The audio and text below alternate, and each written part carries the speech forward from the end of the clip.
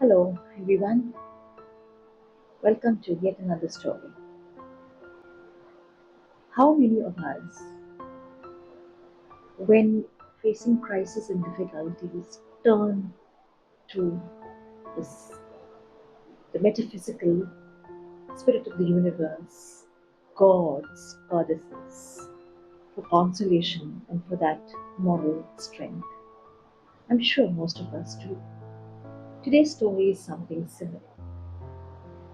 So it's about a man called Joe who was not feeling well for the past few weeks, and his daughter went over to the pastor's place to call him to pray with the father.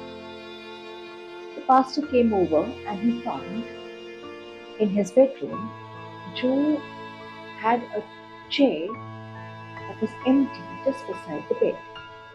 So he questioned Joe and he said, "Were you expecting me?" He says, "No. Who are you?" He says, "Oh, I am the new pastor at the local church. I've come to pray with you." He says, "Okay, come. But what is it like? Why did you keep the chair next to your bed?" He says, "Close the door, I will tell you."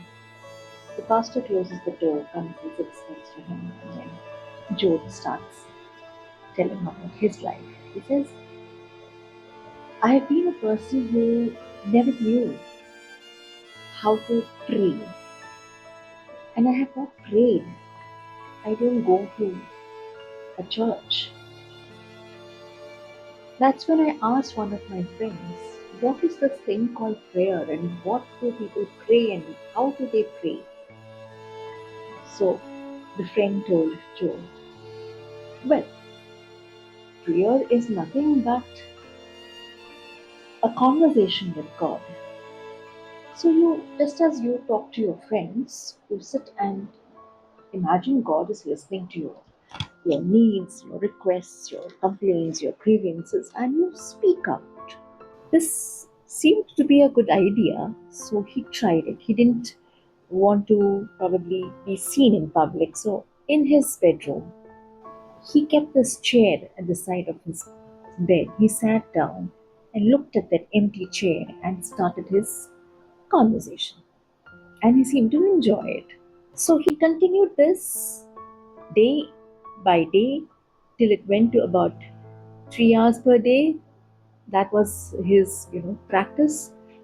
And he reached a point where he started enjoying this thing called prayer. So after he told this story about the empty chair to the pastor, he asked the pastor not to let this be known to the daughter because he didn't want the daughter to misunderstand his behavior. So the pastor prayed with him and he left the house. After about a couple of nights, the daughter went again back to the pastor to tell the pastor that her dad had passed away. So the pastor asked her, "How did he die? Was it a peaceful death?" And she said, "Well, before I left the house to go to the store, he told me a few jokes and he kissed me on my cheek. And I went out to the store. When I came back, I found him dead. But there's something very weird and strange, Pastor. I need to tell you this. I found my dad with his head on that empty chair beside the bed, and he died on that chair." So, very evident that the man died a peaceful death, considering the fact that probably, he must have visualized Jesus, God, beside him, and he must have placed his weary and tired and, fatigued head on the lap of Jesus. And I think the story reminds me about a poem that we had long back in our syllabus, and that was The Ballad of Father Gilligan. Something similar on similar lines.